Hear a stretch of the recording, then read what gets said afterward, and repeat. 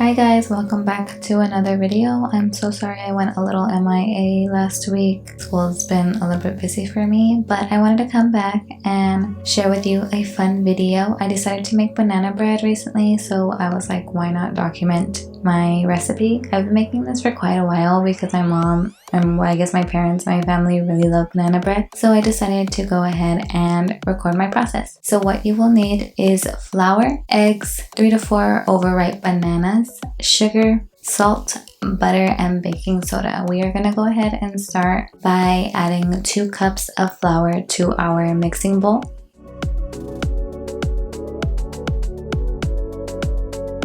Then we are going to add 1 teaspoon of baking soda, half a teaspoon of salt, 3/4 cups sugar, and you can also use brown sugar if you want. I just use regular sugar because that's normally what I have, and it's just easier for me to use what I have at home instead of going out and buying new stuff. And then you will also need to add 2 beaten eggs and half a cup of melted butter.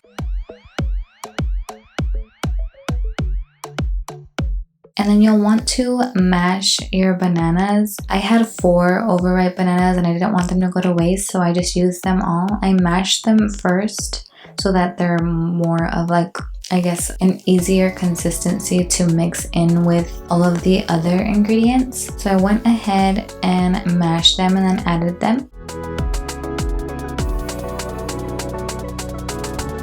And then I'm just gonna go ahead and mix it all together. And it does take me a little while because the flour and sometimes the bananas need to be mushed a little bit more. But other than that, you're just gonna go ahead and keep mixing. The only thing that I didn't get for this recipe, or this time, was walnuts. If you like banana nut bread, I normally get like a pack of walnuts and crush them myself. And then I just add as many as I'd like to the batter. So if you want banana nut bread, I would add nuts during the mixture part. And you want to get as a good consistency to where it kind of looks nice and soft and solid, kind of like it does here.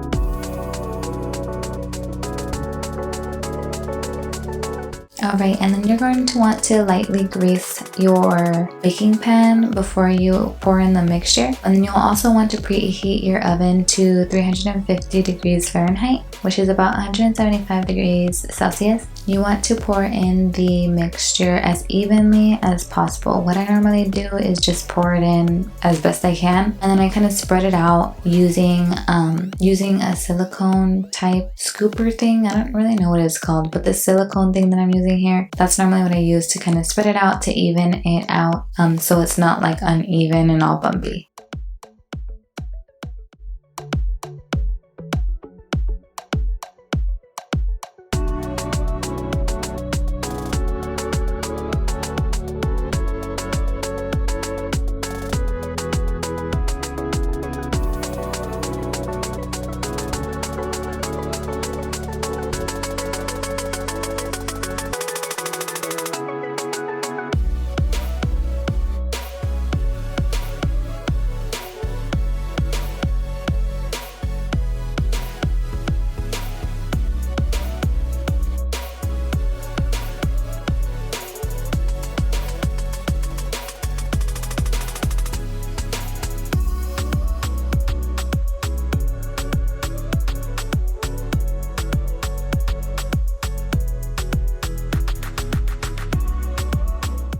And what you'll want to do is bake for 50 to 60 minutes. I normally check it about at 45 minutes just to make sure that it's not already finished, because it kind of depends on what type of oven you have. Normally it's good for me around 50 minutes, but sometimes I do have to leave it in a little bit longer.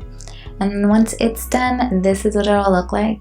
Mine got a little bit of a burn on the top, but other than that top layer, everything else was perfectly fine and it tasted delicious. But I normally will let it cool for about 10 to 15 minutes just to make sure it's not too like burning hot. And then after that, I am good to go. I can just slice it on up and enjoy it.